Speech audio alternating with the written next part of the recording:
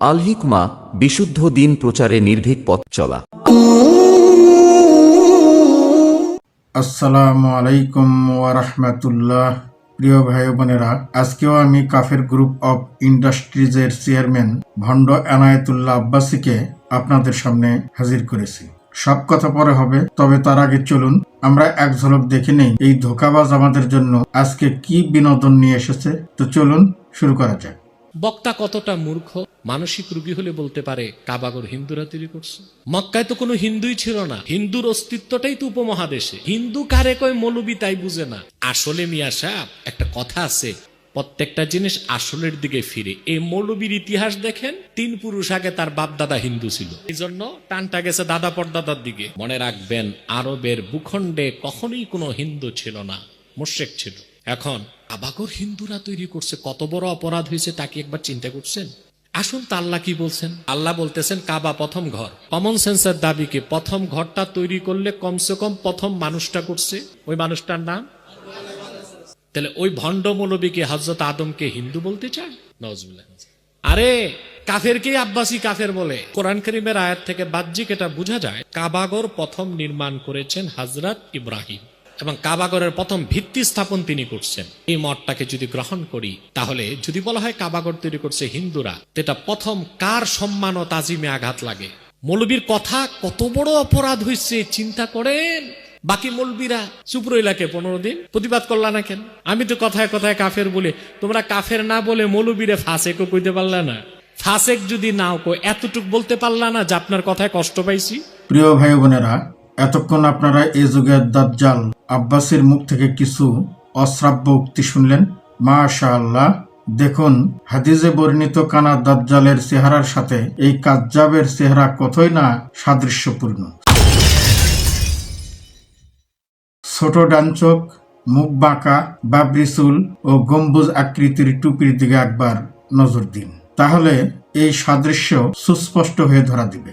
প্রিয় ভাই বোনেরা, আপনারা দেখলেন যে এই মিথ্যুক সম্পূর্ণ প্রতিহিংসার বর্ষবর্তী হয়ে এদেশের শীর্ষস্থানীয় একজন বরেণ্য আলেমে দিন আব্দুর রাজ্জাক বিন ইউসুফ হাফিজাহুল্লাহ সম্পর্কে কিভাবে নোংরা ও বিদ্বেষপূর্ণ বাণী উদ্গীরণ করলেন। তিনি এই বরেণ্য আলেমকে শুধু মূর্খ, মানসিক রোগী, ভণ্ড এবং কাফের আখ্যায়িত করেই ক্ষান্ত হননি, সেই সাথে তিনি অন্যান্য আলেমদেরকেও আব্দুর রাজ্জাক বিন ইউসুফ হাফিজাহুল্লাহর বিরুদ্ধে খেপিয়ে দিতে প্ররোচিত করেছেন এবং আব্দুর রাজ্জাক বিন ইউসুফের 3 পুরুষ আগের সবাই নাকি হিন্দু ছিলেন এমন উদ্ভট, মিথ্যা ও গাঁজাখুরি অভিযোগও করেছেন এই বাটপার। প্রিয় ভাই বোনেরা, মূল পর্বে প্রবেশের আগে কাফের গ্রুপ অফ ইন্ডাস্ট্রিজের চেয়ারম্যান ভণ্ড এনায়েতুল্লাহ আব্বাসীকে আমি কিছু প্রশ্ন জিজ্ঞাসা করতে চাই।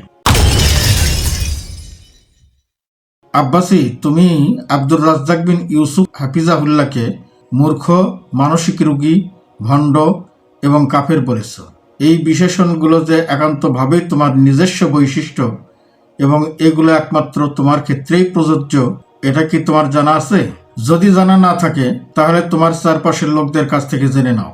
চাইলে তুমি তোমার স্ত্রীকেও জিজ্ঞাসা করে জেনে নিতে পারো। তুমি কি ভাবছো এদেশের অধিকাংশ আলিম তোমার মতোই গণ্ডমূর্খ নাকি? তুমি যে অসৎ উদ্দেশ্য চরিতার্থ করার জন্যই আব্দুর রাজ্জাক বিন ইউসুফ হাফিজাহুল্লাহর বিরুদ্ধে আলিমদেরকে ঢাল হিসেবে ব্যবহার করার চেষ্টা করছো, তাদের উস্কিয়ে দিচ্ছ, সেটা কি আলিম সমাজ বুঝতে সক্ষম নন? আব্দুর রাজ্জাক বিন ইউসুফের 3 পুরুষ আগের সবাই যে হিন্দু ছিলেন, তুমি এটা জানলে কিভাবে? তবে কি তোমার কাছে ইবলিশ জিব্রাইলের বেশ ধরে কথিত ওহী নিয়ে এসে জানিয়েছে, নাকি তুমি কথিত কাশফ, এলহাম অথবা স্বপ্নে ইঙ্গিত পেয়েছ? কারণ এসব ব্যবসায় তো তোমরা বেশ পটু।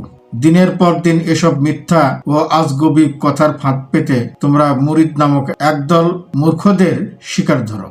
শোনো আব্বাসী, এদেশের মাটিতে তোমাদের মতো ভণ্ড ধর্ম ব্যবসায়ীদের আর ঠাঁই হবে না। সে দেখো, তারা এখন জেগে উঠতে শুরু করেছে। খুব শীঘ্রই জাগ্রত জনতার পক্ষ থেকে ছুঁড়ে মারা পচা ডিম আর পচা টমেটো তোমার জন্য অপেক্ষা করছে। ভেবে দেখো, এখন কি পচা ডিম আর পচা টমেটোর জন্য অপেক্ষা করবে, নাকি দ্রুত তওবা করে কোরআন ও সুন্নাহ ভিত্তিক বিশুদ্ধ দিনের পথে ফিরে আসবে?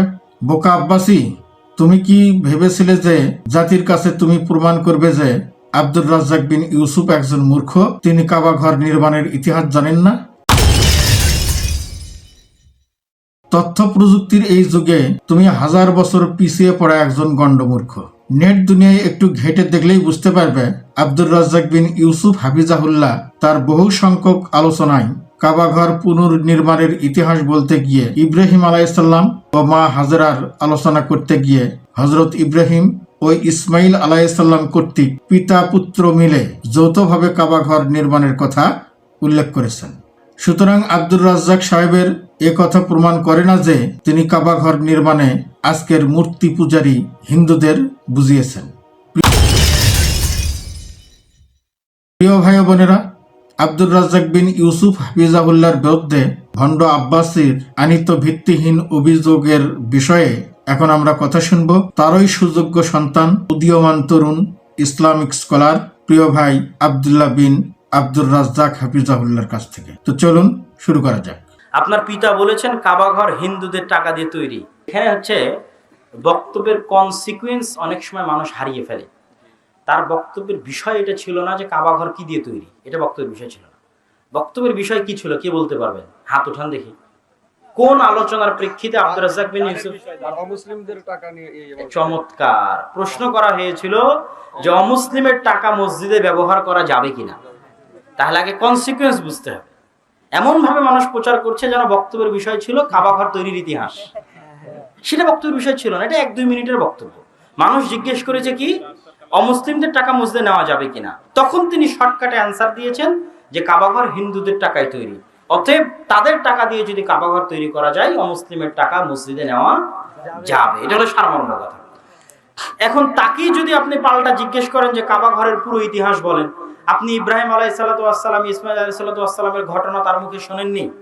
যেখানে তিনি বক্তব্যে বলেছে বাপ বেটার কাবাঘর তৈরির কথা বলেনি, বহু বক্তব্যে বলেছে।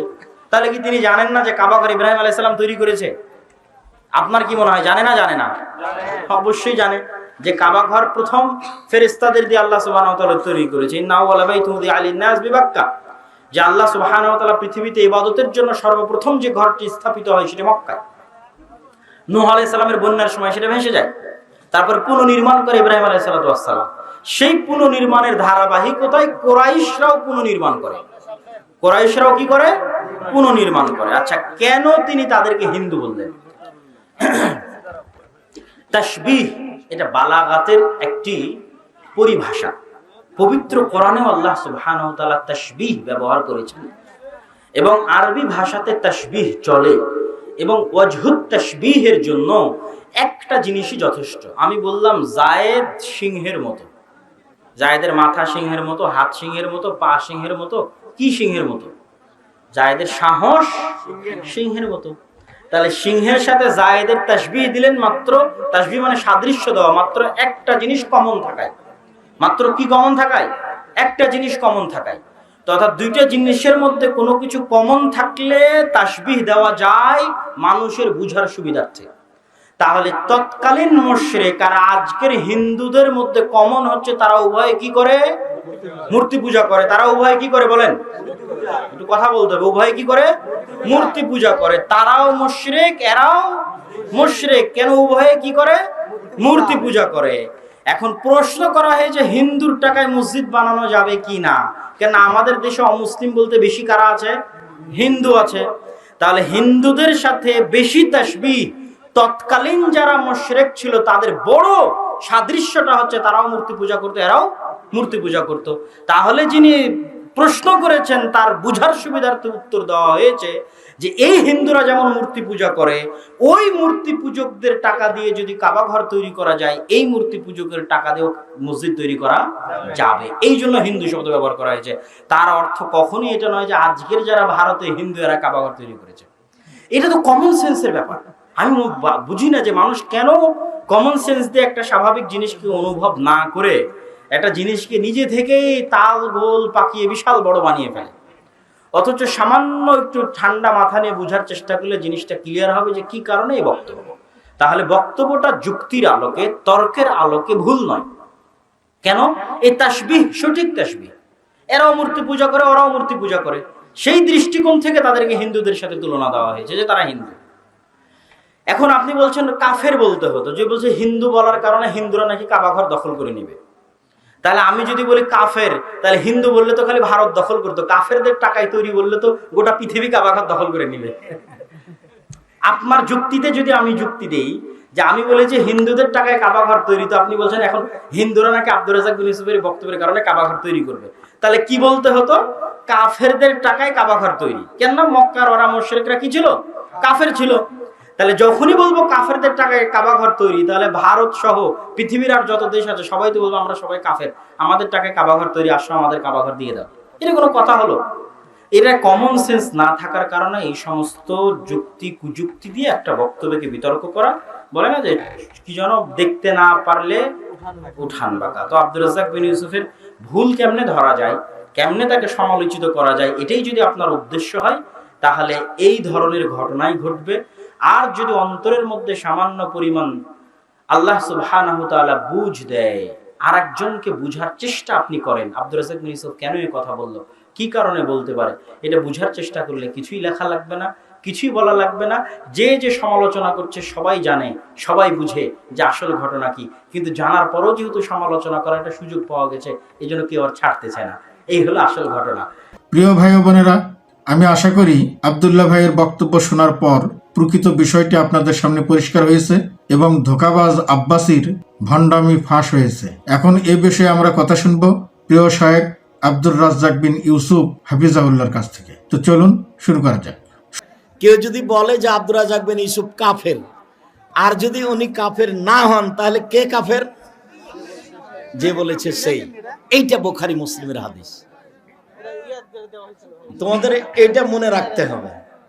আচ্ছা, 1 মিনিটের জন্য কেউ আমাকে বললো যে এইটা, তা আমি যদি সেটা না হই, তাহলে তোমরা মনে করো তো সেটা কে? যে বলেছে সেই। এইটা বুখারী মুসলিমের হাদিস, এইটুকু মনে রেখো। আর কারোর ব্যাপারে আমাকে কোনো কথা বলে তুমি খেপিয়ে তুলতে পারবে না। আমার জীবনে আমি কোনোদিন কাউকে একটা বাক্য বলা প্রয়োজন মনে করিনি, প্রয়োজন নেই। সবকে পিছনে পিছনে হাঁটতে হবে ইনশাল্লাহ, সামনে যাওয়ার কোনো পথ নেই। কিছু আলেম মানুষ যখন লেগেছে যে আব্দুর রাজ্জাক সাহেব হিন্দুদের টাকা দিয়ে কাবাঘর তৈরি করা বলেছেন, তখন আমি মনে করেছি যে সালাফি আলেম ওই হিংসা করে কথা বলে। আপনি হিংসা পান না কেন? আপনি পিছনে লাগবেন। আপনি তো জানেন যে কাবাঘর যারা তৈরি করেছিল তারা মূর্তি পূজক, পৌত্তলিক। তারা মূর্তি পূজা করতো সরস্বতী, তারা মূর্তি পূজা করতো লাত, মানাত, উজ্জা, হবল। আর ভারতের এরা মূর্তি পূজা করে সরস্বতী, ভগবতী, কালী, দুর্গা। এরা মূর্তি পূজা করে, ওরা মূর্তি পূজা করে। আর আল্লাহর নবী এই মুশরিকদের, মূর্তি পূজকদের হাদিয়া নিজে নিয়েছেন, নিজে হাদিয়া দিয়েছেন। মুশরিকদের মশক থেকে পানি নিয়ে, মহিলার মশক থেকে পানি নিয়ে নিজে পান করেছেন। অমুসলিম ইহুদি খ্রিস্টানের বাড়িতে নিজে দাওয়াত খেয়েছেন। জিজ্ঞাসা করা হয়েছে অমুসলিমের টাকা মসজিদে লাগানো যায় কিনা, তা আমি বলেছি হ্যাঁ খুব যায়, কোনো সমস্যা নেই। আরে কাবা ঘরই তো পৌত্তলিকদের, মুশরিকদের ছিল। মুশরিক হিন্দুদের, মুশরিকদের টাকা দিয়েই তো 3টে শব্দ আছে, মুশরিক, পৌত্তলিক, হিন্দু। ওদের টাকা দিয়েই তো কাবা ঘর তৈরি করা আছে। তো তুমি 3টে শব্দ থেকে হিন্দু বের করে নিয়ে কি করে বলতে পারো যে আব্দুর রাজ্জাক সাহেব বলেছেন ভারতের হিন্দুদের টাকা দিয়ে কাবা ঘর তৈরি হয়েছে?